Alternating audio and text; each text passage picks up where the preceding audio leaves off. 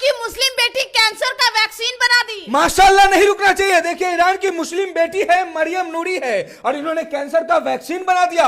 इस्लाम की शहजादी ने कैंसर का वैक्सीन बना दिया।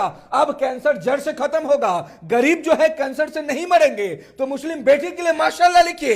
देखिए, ईरान की बेटी है, अयतुल्लाह अली खamenei के देश की बेटी है, उसके लिए माशाल्लाह जरूर लिखिए। ये जानकारी मिल रही है, ईरान युद्ध में अब मौत का आंकड़ा 2000 के पास पहुंच गया, जबकि 15 से ज्यादा देशों की दहलीज पर मिसाइलें धधक रही हैं। अकेले यूएई को पहले 48 घंटे में 41,000 करोड़ का नुकसान हुआ है दर्शकों। लेकिन इस जंग के अगले 24 घंटे का ब्लूप्रिंट लीक हो चुका है, जिसमें पता चला कि अगले 24 घंटे भयानक तबाही वाले होंगे। अगले 24 घंटे में ईरान का सबसे बड़ा टारगेट अमेरिकन 5th फ्लीट है दर्शकों, जो मैं आपको दिखा रहा हूं। ये 5th फ्लीट, ये अचानक हमले हो सकते हैं, जानकारी आ रही है दर्शकों। लेकिन अब तक पूरी तरह तबाह नहीं हुआ है, हमले किए हैं ईरान ने। US 5th fleet middle east में अमेरिका के पूरी तरह से एक दिमाग की तरह काम करता है, ब्रेन की तरह दर्शकों। यहां पर 10,000 से ज्यादा सैनिक तैनात हैं। और आपको बताएं, मूव कीजिए इसे, जहां पर सेंटकॉम फॉरवर्ड पोस्ट है। अगले 24 घंटे में कतर, कुवैत, इराक के यूएस अड्डों को टारगेट करेगा। ईरानी रणनीति का असर यह हो रहा है दर्शकों, यूएस कई एम्बेसी और सैन्य अड्डे खाली करवा रहा है। लेकिन ट्रंप ने भी ईरान के लिए अगले 24 घंटे का प्लान तैयार कर लिया है। और ईरान की नई लीडरशिप को अमेरिका अगले 24 घंटे में खत्म करने की तैयारी कर रहा है। और ईरान के नए डिफेंस चीफ के खात्मे से इस मिशन की शुरुआत भी हो गई है दर्शकों। दूसरी तरफ यूएस सेंटकॉम मिसाइल और न्यूक्लियर साइट्स पर भी बम बरसा रहा है, यानी सेंट्रल कमांड पर। यानी अगले 24 घंटे में जंग अपने चरम पर होगी। और आपको ये बता दें, नतीजा भी निकल सकता है। हालांकि इन 24 घंटों में हिजबुल्ला इजराइल पर रॉकेट और ड्रोन अटैक भी कर सकता है। अगले 24 घंटे बेहद तेज हमले और जियोपॉलिटिक्स में कई बड़े भूचाल ला सकते हैं दर्शकों, मैं आपको बता रहा हूं। क्योंकि अमेरिका के एरिया 51 में भूकंप से परमाणु हमले का भी डर लगने लगा है।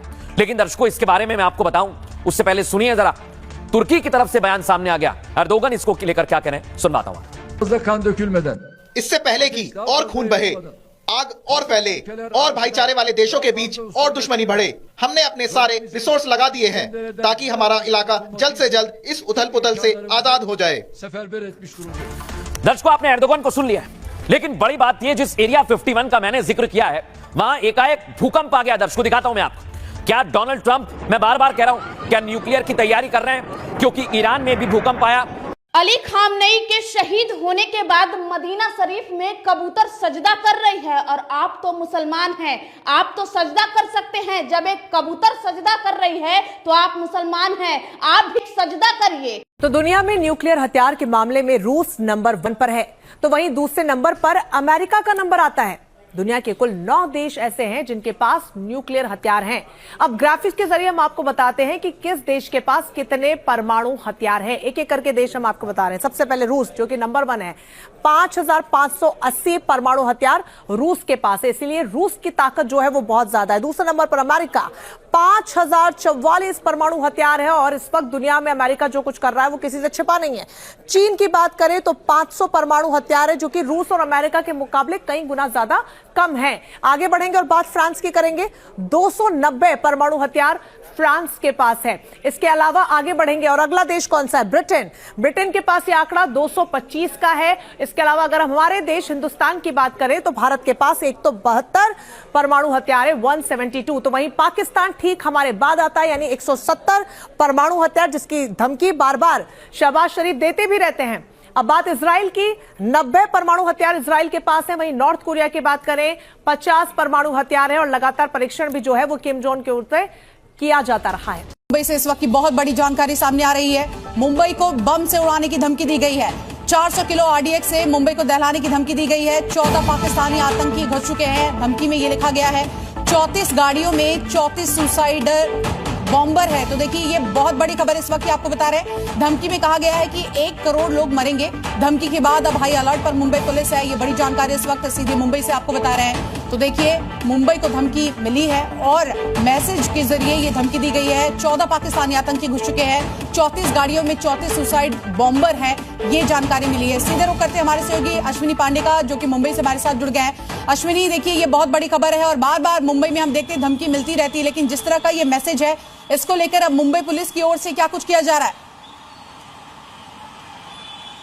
जी देखिए, आपको बता दें कि वर्ली जो ट्रैफिक हेडक्वार्टर है उनके व्हाट्सएप नंबर पर ये धमकी भरा मैसेज आया, जिसके बाद वर्ली पुलिस स्टेशन में एफआईआर दर्ज की गई और अब जांच शुरू हो चुकी है।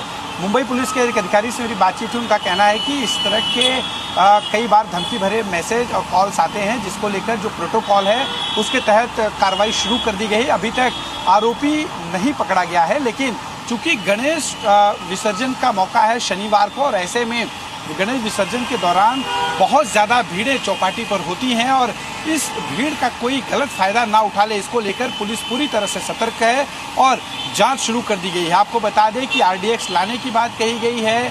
सुसाइड बॉम्बर्स करीब 14 जो है वो मुंबई में घुस चुके हैं, आतंकी घटना को अंजाम देंगे, इस तरह की बात करना जाहिर है कि कई बार ऐसे मैसेजेस भी आते हैं, कई बार कॉल भी आते हैं और कई बार ये हॉक्स कॉल या हॉक्स मैसेजेस निकलकर सामने आता है। लेकिन अब देखिए, त्योहार का मौसम है और मुंबई शहर में इस वक्त लोग भारी संख्या में, तो ऐसे में क्या लोगों के लिए पुलिस की ओर से भी कोई अलर्ट, कोई इन्फॉर्मेशन जो जी मीडिया के माध्यम इस वक्त लोग देख रहे हैं उन तक पहुंचाना चाहेंगे?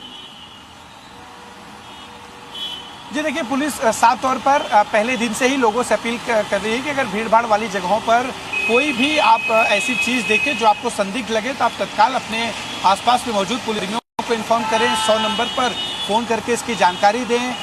पुलिस लगातार लोगों को इस तरह की अपील करती रही है और कर भी रही है। साथ ही आर्टिफिशियल इंटेलिजेंस कैमरे जो है उसका इस्तेमाल इस बार गणेश उत्सव के दौरान बखूबी किया गया, खासतौर पे लालबाग के राजा की अगर हम बात करें या फिर जो बड़े पंडाल हैं वहाँ पर भी।